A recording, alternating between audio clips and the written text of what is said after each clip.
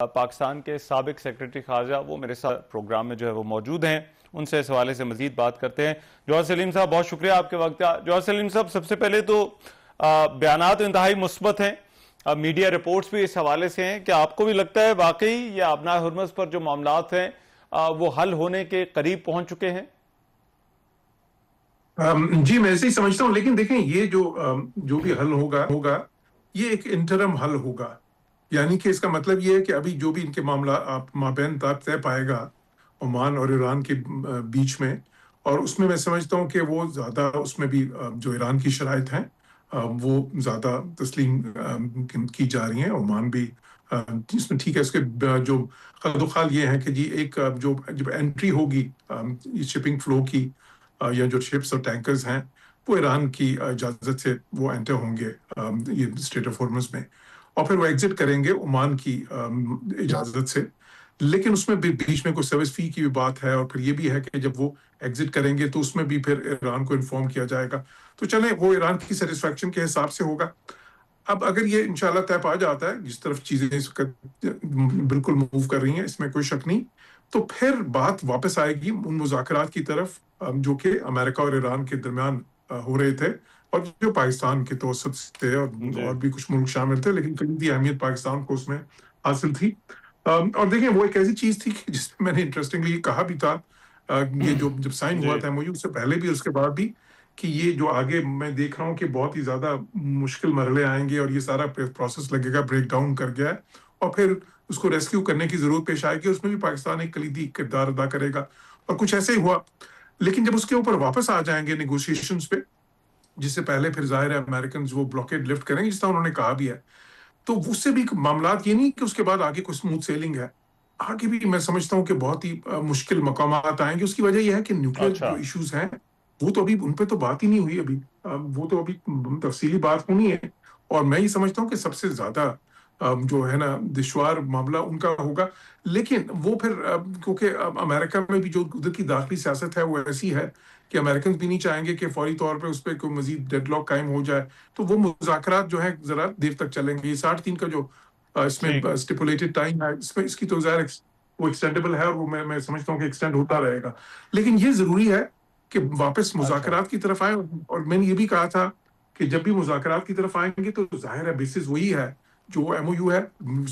कई मुबस्सरीन समझते थे कि शायद वो जी। जी वैलिड हो गया। मैंने कहा था कि नहीं, ऐसा बिल्कुल भी नहीं है। जब भी मुज़ाकरात वापस होंगे वो उसी के ऊपर होंगे, वो फ्रेमवर्क वही है, रोड मैप उसी का चलेगा आगे। अच्छा। तो बस ठीक है। उम्मीद करते हैं राइट। कि और एक तो ये मामला चल। जौहर सलीम साहब जी, मैं यमन की सूरत हाल के हवाले से भी आपसे जानना चाह रहा था। आपको लगता क्या है वहां सूरत हाल खराब से खराब तर क्यों होती जा रही है?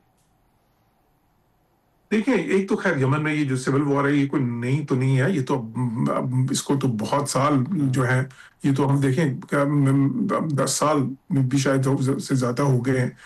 तो और वहां पे मामलात जो हैं वो इसी तरह चलते हैं आपस में, और बहुत ज्यादा जो जानी नुकसान भी हो चुका है। यमन जो है उसमें जो तबाही हुई है वो तो इन टर्म्स ऑफ उनकी जो इकोनॉमी या उनकी जो इंफ्रास्ट्रक्चर और सारा, वो तो सबके सामने वो तो यहाँ है बिल्कुल। और वो कोई ऐसी सूरत हाल भी नजर नहीं आती कि वो मामला जल्दी तय हो जाए। अभी जो सिचुएशन ये चल रही है उसमें थोड़ा सा और कंपाउंड हो गया है, क्योंकि हौथियों ने जो सऊदीया की जो शिपिंग फ्लो जो बाबुल मंदब से उन्होंने डाइवर्ट किया था। देखिए ना, सऊदी अरब के अंदर एक ईस्ट जी। वेस्ट ऑयल पाइपलाइन है।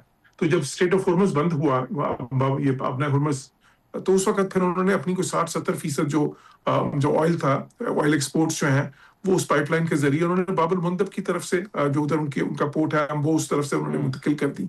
फिर उसको भी हौथीज ने बंद करने की कोशिश की, उस पर वो अटैक्स किए उनके उनकी शिप्स पे, तो उससे मामला मजीद पेचीदा हो गया।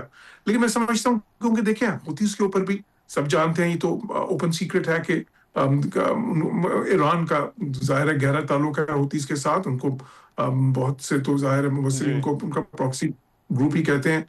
तो वो जब मामलात ईरान के साथ बेहतर होंगे, जो है बात वापस मुज़ाकरात की तरफ आएगी, तो फिर ऐन मुमकिन है कि ईरान फिर जरा हौतीस को भी थोड़ा सा रिस्ट्रेन करे वहां पे, अच्छा। और उससे वहां पे भी थोड़ी ठीक है। कशीदगी में कमी आए। राइट। और ये जो पाकिस्तान, सऊदी अरब, तुर्किया के दरमियान दिफाई मुआहदा हुआ है, ये इस वक्त जो रीजनल एक सिचुएशन है, एक तरफ अमेरिका, ईरान और इसराइल के दरमियान, और दूसरी तरफ सऊदी अरब के जो सऊदी अरब में जो हौसियों के हवाले से सूरत हाल है, आपके ख्याल में इस मुआहदे के असरात क्या इस सिचुएशन पर जो है वो होंगे? देखिए, एक तो खैर बहुत ही तारीखी ये मुआहदा है और इस वक्त पूरी दुनिया में हेडलाइंस आप किसी भी नेटवर्क में देखें तो वो कल से बन रही हैं, जिससे आपको इसकी हाँ अहमियत का अंदाजा होता है। अच्छा, इसमें अब हो क्या रहा है? ये अब पहले भी जाहिर है कि अनएक्सपेक्टेड भी नहीं है। इस पे मैं भी मेरे ख्याल है पहले बात कर चुका हूँ कि जी ये हाँ जिस इस कॉन्फ्लिक्ट के बाद एक नया सिक्योरिटी फ्रेमवर्क जो बनेगा इस रीजन का, वो मल्टी लेयर्ड होगा। और मैं इस पे कह जी चुका हूँ कि इस पे ये नहीं है कि वो अमेरिका इधर से बिल्कुल कोई अपने बेसिस बंद करके चला जाएगा। अमेरिका का जो एक्टिव सिक्योरिटी इम्प्रिंट है वो भी अपनी जगह पे उसकी अहमियत है। लेकिन साथ ही साथ देखिए, अब ये ठीक। जो सारा कॉन्फ्लिक्ट हुआ तो उसमें ये बात भी जो है ना वाजे हो गई कि वो नाकाफी है। वो उनकी जो रिलायंस है एक ही जो है ना, बेशक वो सुपर पावर हैं, लेकिन उसके ऊपर वो मामलात यहाँ पे बहुत ही पेचीदा हो गए, हल नहीं कर सके उस तरह से। और वो जो जिस तरह का पीस एंड सिक्योरिटी चाहिए थी इस खत्ते को, वो नहीं मिल सकी। तो जरूरत इस चीज की है। और अमेरिकन ने खुद भी ठीक। ये कहा था कि जी जो रीजनल पावर्स हैं वो खुद जो है ना, दे शुड फेंड ऑफ। ये प्रेसिडेंट ट्रम्प के अपने लफ्ज हैं। तो जो रीजनल पावर्स हैं उसमें जाहिर है सऊदी अरब को कलीदी अहमियत हासिल है जीसीसी के अंदर। तो उनके साथ पहले पाकिस्तान का मुआहदा तो था, एसएमडीए जो है, स्ट्रेटेजिक जो है म्यूचुअल डिफेंस एग्रीमेंट। तो उसके बाद अब ये जो हुआ है, और देखें ये डिफेंस पैक्ट है। तो एग्रीमेंट के जो हम डिप्लोमेटिक ठीक। पार्लांस में जब उसको कहते हैं तो जाहिर है पैक्ट जो है वो उसको फिर हम थोड़ा सा एग्रीमेंट से भी एक दर्जा ऊपर ही समझते हैं। लेकिन इसकी जो सबसे बड़ी अहमियत है कि हाँ देखें, दो तीन पहलू हैं इसके। एक तो इसमें बहुत ही कलीदी अहमियत के ममालिक जी शामिल हैं, पाकिस्तान, सऊदी अरब, तुर्किया। सही। तीनों की बिल्कुल बहुत ठीक। नुमाया पोजीशन है, डिफेंस प्रोवेस है उनकी। तुर्किया की डिफेंस हम्म। इंडस्ट्री देखें, पाकिस्तान की देखें, सऊदी अरब की जो है ना उनकी उनके जो वसाइल हैं डिफेंस के लिए वो देखें, दुनिया में सबसे बड़े खरीदार हैं। वो असले हाँ के दुनिया में लेटेस्ट टेक्नोलॉजीज उनके पास हैं। और फिर उनकी जो जाहिर है कि वो लोकेशन वहां पे है। और फिर बाकी इन दोनों मुल्कों की भी। और फिर ठीक। तुर्किया तो नेटो का सही। जो है सेकंड लार्जेस्ट कंट्रीब्यूटर है। अच्छा, वो सारी चीजें एक तो वो है, लेकिन दूसरा पहलू ये है कि इनके जो आपस में मिलने से जो जी डिटरेंस एक बना है, और वो डिटरेंस किसके लिए है? वो डिटरेंस है किसी भी, वो अभी किसी के खिलाफ डायरेक्टेड नहीं है, लेकिन किसी भी वुड बी या जो हाँ। पोटेंशियल अग्रेसर के खिलाफ है। तो ये अच्छा। किस्म का सबको मुतमिन करता है। कोई भी जारियत करना चाहे, जिस ठीक। तरह इसराइल है के तौर पे, हिंदुस्तान है, इस तरह के ममालिक जो है ना, जो हम्म। समझते हैं कि और जिनकी पूरी एक तारीख है मिलिट्री एडवेंचरिज्म की, इसराइल की भी है, हिंदुस्तान की भी है। तो उस तरह के मुल्कों को एक तो उनके लिए ये एक नोटिस है, एक किस्म का एक मैसेज है बड़ा वाजे कि जी अब हम ये बर्दाश्त नहीं होगा इस खत्ते में। और जाहिर है कि ये डिफेंस कॉर्पोरेशन जब इन तीनों बहुत ही अहम मुल्कों की बढ़ेगी, ठीक। तो उससे तो आपको और फिर लगता साथ है ही साथ ये एक तरह से जो है वो ये जी पॉलिटिकल मैसेजिंग भी है? जी है। ठीक है, बहुत शुक्रिया जौहर